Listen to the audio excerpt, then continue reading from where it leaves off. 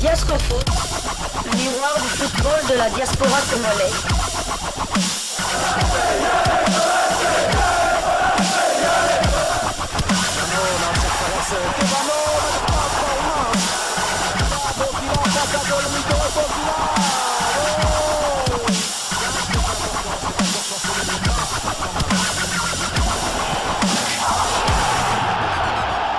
Diascofoot, le miroir du football de la diaspora congolaise. Vous êtes en train de suivre Diascofoot, le miroir du football de la diaspora congolaise. Diascofoot du 18 janvier 2023. Nous allons commencer ces numéros de Diascofoot par les résultats des Léopards de la RDC, le Léopard Chan, qui ont partagé l'enjeu 0 but partout du côté de l'Algérie contre la Côte d'Ivoire. C'est le deuxième match nul de la RDC sans but marqué. C'est vraiment triste. Maintenant, les Léopards sont dans l'obligation de battre le Sénégal lors de la troisième journée, le 22 janvier prochain. Nous allons donc commencer par le Standard de Liège. On va parler maintenant du football de la diaspora. Le Standard de Liège a battu le KV Mechelen, le football club malinois, donc par 2-0. Le premier but de la partie a été inscrit par Kostas Laifis à la 45e minute plus 1 dans le temps additionnel. Donc sur une passe décisive de Bopé Bokadi, Merveille Bopé. Il s'agit de sa deuxième offrande de la saison, toute compétition confondue. En fin de partie, les locaux ont doublé la mise grâce à un but de Noah. À la 85e minute de jeu, William Balikuch a cédé sa place. À la 72e minute de cette partie, les Rouges sont toujours 6e au classement du championnat belge et espèrent bien vraiment accrocher les playoffs pour les titres. Quittons la Belgique pour la France, la Ligue 1, pour parler des Chancel Mbemba et de Gédéon Kaloulou qui sont nominés pour le vote de l'équipe type des fans de la mi-saison. Alors qu'ils découvraient la Ligue 1 l'été dernier, Chancel Mbemba Mangoulou et Gédéon Kaloulou ont vite convaincu les supporters de leurs clubs respectifs. Voici les stats de nos deux défenseurs en Ligue 1. Chancel Mbemba, 19 matchs joués, 2 buts marqués, 17 tacles réussis. Gédéon Kaloulou avec FC Lorient, 16 matchs joués, 3 passes décisives, 15 tacles réussis. Donc voilà les stats de nos deux internationaux. On espère qu'ils vont garder cette forme-là jusqu'au mois de mars, au moins lors de la double confrontation contre la Mauritanie dans le cadre des éliminatoires de la CAN qui aura lieu en Côte d'Ivoire en 2024. Rendons-nous à présent en Ligue 2 pour prendre quand même une nouvelle de Gaël Kakuta et de Vital Simba qui sont également présélectionnés pour l'équipe des fans de la mi-saison. Des retours en Ligue 2 cette saison, Gaël Kakuta et Vital Simba rendent de précieux services à leurs clubs respectifs. Donc leurs statistiques en Ligue 2, Gaël Kakuta et Amiens Sporting Club, 8 matchs joués, 3 buts marqués, 146 passes réussies, 18 matchs joués sur 25, Vital Simba, 12 matchs joués, 2 passes décisif, 41 centres réussis, un meilleur total du championnat, 417 passes réussies. Donc voilà les stats de nos deux internationaux également, cette fois-ci en Ligue 2.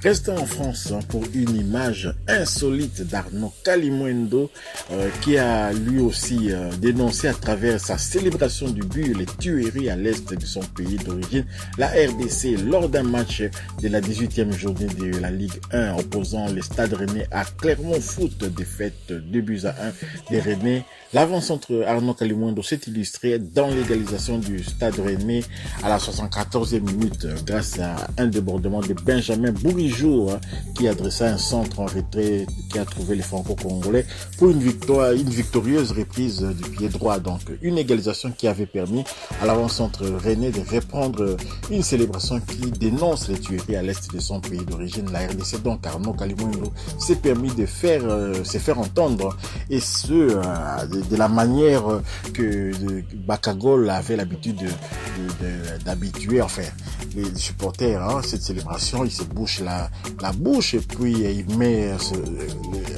il mime un pistolet sur la tempe. Donc voilà, comme vous voyez sur les images, c'est ce qui se passe. La pépite d'origine congolaise a inscrit 4 buts et délivré 3 passes décisives cette saison. Donc félicitations quand même Arnaud Kalimuendo.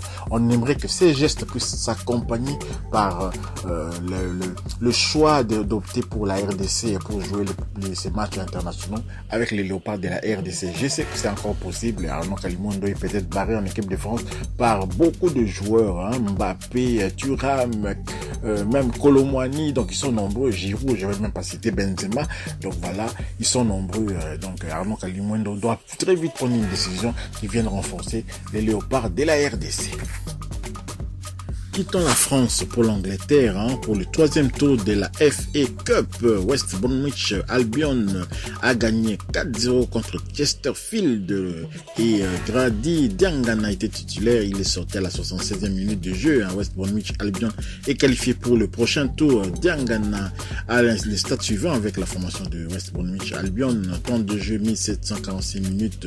3 buts marqués, 3 passes décisifs sur 2790 minutes possibles, 28 matchs joués sur 31 matchs possibles. Le prochain match de West Bromwich Albion qu'on va concerner la 28e journée des Championships. Ils vont se déplacer du côté de Burnley et vous savez Burnley c'est le club de Vincent Kompany, c'est le club de Samuel Bastien. Donc voilà, Burnley contre West Bromwich Albion le vendredi 20 janvier 2023, 21h heure de Kinshasa, 22h heure de Lubumbashi au Turf Moor Stadium, donc voilà, en Angleterre.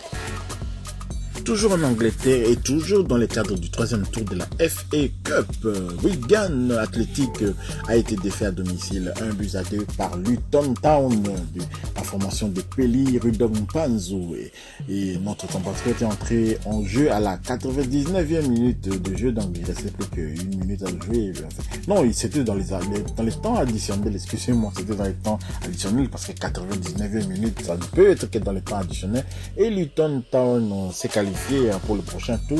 Pelly Rudong-Panzo a les stats suivants en Championship, temps de jeu 896 minutes sur 2620 minutes possibles, mais je tiens à vous signaler qu'il était longtemps blessé, donc cela explique un peu ses faibles temps de jeu par rapport aux minutes possibles. Donc 15 matchs joués sur 29 matchs possibles.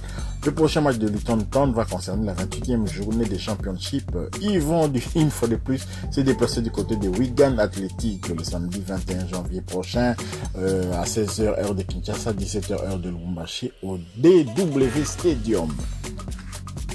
Terminons ce numéro de Diasco Foot du 18 janvier 2023 par la Turquie pour prendre des informations concernant la formation des Alanya Sport et Ardon Lusamba. Donc, fin de parcours en coupe pour cette formation des Alanya Sport, ancien club de Fabrice Nzakala. Sur sa pelouse, l'équipe de l'Alanya Sport s'est inclinée face à Galatasaray sur le score de 1-2. C'était dans les 8e de finale de la Coupe de Turquie. Arnaud Lusamba a joué l'intégralité de cette rencontre.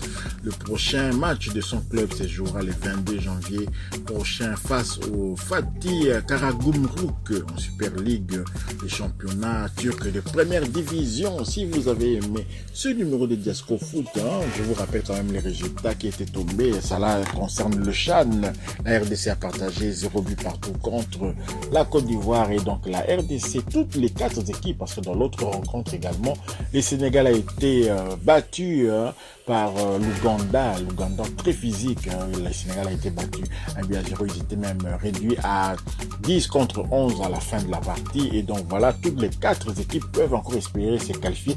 Toutes les 4 équipes peuvent aussi être éliminées. Donc c'est vraiment très intéressant ce groupe. C'est un groupe où tout va se décider lors de la 3e journée. Si vous avez aimé ce numéro de Diasco Foot, merci de liker, de partager, de vous abonner pour ceux qui ne sont pas encore abonnés et surtout d'activer la petite cloche de notification. Elle vous permettra de ne pas manquer le prochain numéro de Diasco Foot que nous allons mettre en ligne. Diasco Foot vous dit au revoir.